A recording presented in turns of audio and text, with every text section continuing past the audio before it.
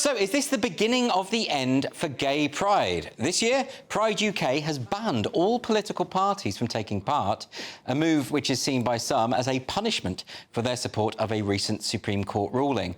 And across the West, Pride events are losing major corporate sponsors. Here in the UK, Plymouth Pride was nearly cancelled due to a lack of funding. Well, to discuss this, I'm joined by the director of the Gay Men's Network, Dennis Kavanagh. Welcome back to the show, Dennis. Thank you. Hi. So the Supreme Court ruling that I alluded to there is the one that confirms that sex in the Equality Act means biological sex.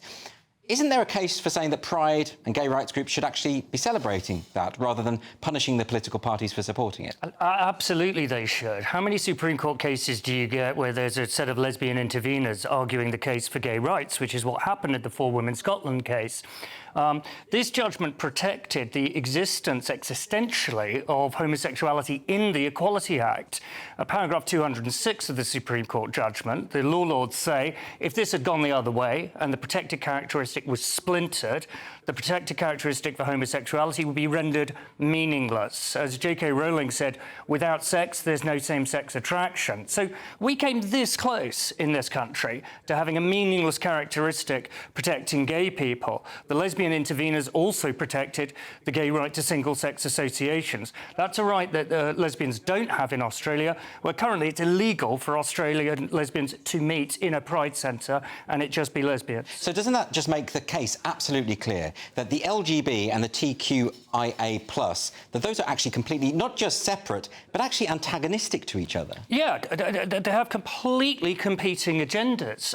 If the Scottish Government had won, Andrew, the position in law would be that to be a lesbian would mean that you were attracted either to someone of the same sex or to a certificate. And as the law lords said, well, look, lesbians, gay men, they're not attracted to certificates. Yeah. This was a dystopian and a nightmarish prospectus. The Scottish Government could have destroyed gay rights in this country. They could have destroyed us in law. They could have destroyed our association rights. And what are the guys in Pride doing? They should be out celebrating the lesbian interveners, but instead they're stamping their feet, throwing tantrums, as you said. They're saying to politicians, you can't come to our marches anymore, and they're falling out with people like Barclays. So, yeah, well, that's a good example. The Pride Liverpool had been sponsored by Barclays. Barclays said, well, actually, we need to uphold the law. You know, that's quite important as a bank. You know, they don't want to get sued. I mean, isn't that the case there? They just withdrew their money because these group of activists at Pride were expecting them to break the law on their behalf. Is that right? Yeah, absolutely. Pride Liverpool issued a statement stamping their feet saying, well, because Barclays Bank is going to enforce spaces for women to ensure their privacy, dignity and safety and follow the law in this country, yes. Because they did that, we're going to stamp off it and we're going to end our relationship with them. Well, doesn't that mean they lose all their money? Well, it seems so. They've had to cancel, yeah, right? A few weeks later, they issued a statement saying, well, you know, this is meant in part, this is one of the reasons we've had to cancel. Talk about cutting off your nose to spite your face. But, you know, this lot, we're always going to bite the hand that feeds them. They're far too used to being indulged. They're far too used to corporations buckling. I suspect what they wanted was for Barclays to buckle. Yes. But these people aren't used to the real world. They're not used to a major financial institution that's got insurers, that's got a general counsel, who no doubt said these demands are ludicrous. And let's be clear, the political prospectus of modern Pride is ludicrous because it's asking politicians and companies to abandon the rule of law. That's insane. So a lot of people are still confused about this because Pride claims to be a pro-gay rights movement. But, of course, it used to be. Yeah. And what it is now is it's a pro-gender identity ideology movement. And that ideology is the reason why so many young gay adolescents have been medicalised on the NHS for not conforming to old-fashioned stereotypes. It's the reason, as you say, why the notion of being same-sex attracted in law has been undermined by all sorts of groups. So how do we get across this point that Pride now is actually an anti-gay movement? I think that message is getting across. It feels like the beginning of the end to me. With Pride. You see far fewer companies changing their logos this year. You've got the advent of Trump, you've got the Supreme Court reality check, but I think Leo a minute ago called it pride fatigue. I think people are beginning to wake up to this. Let's be clear, we've lived through a generational international crime of gender medicine.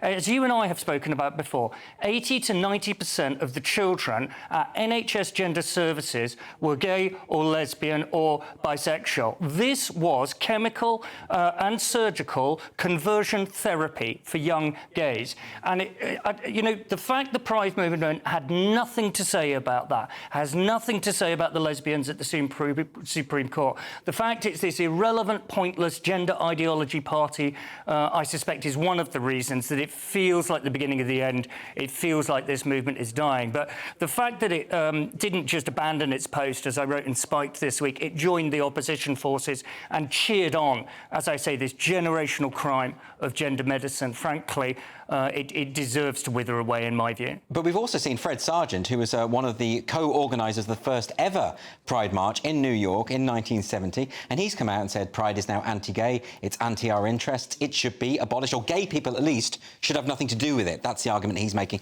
Would you make that case to gay people as well? Because I know a lot of gay people still go out there and wave the flag that now symbolises their own destruction.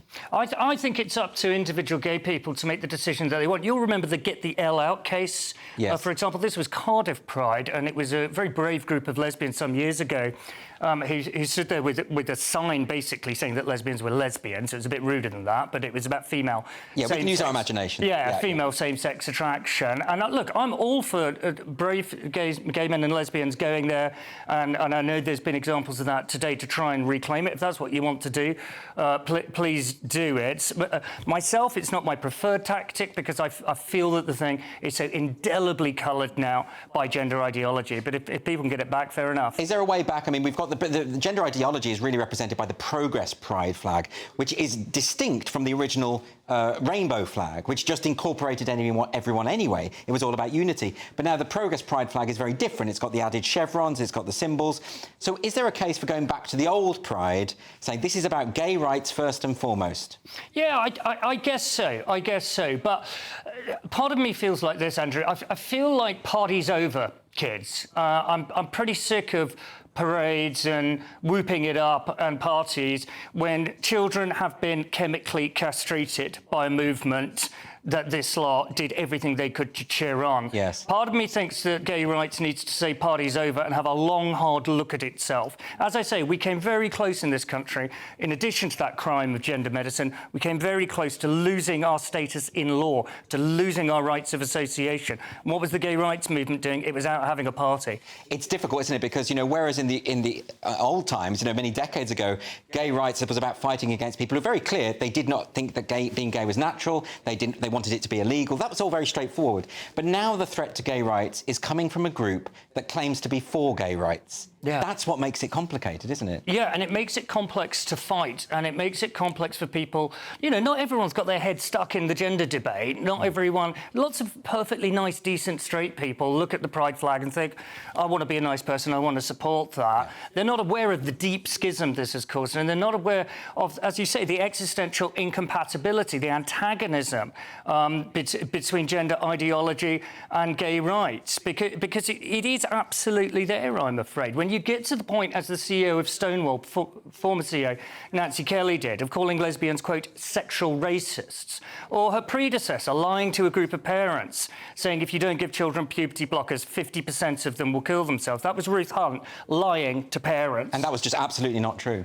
Totally untrue. A wicked, wicked lie. Once you get to that point, once your organisation is so corrupted by gender ideology, frankly, you wonder what the way back is. Yeah, very interesting. Well, Dennis Kavanagh, always a pleasure to have you on the show. Thank you very much.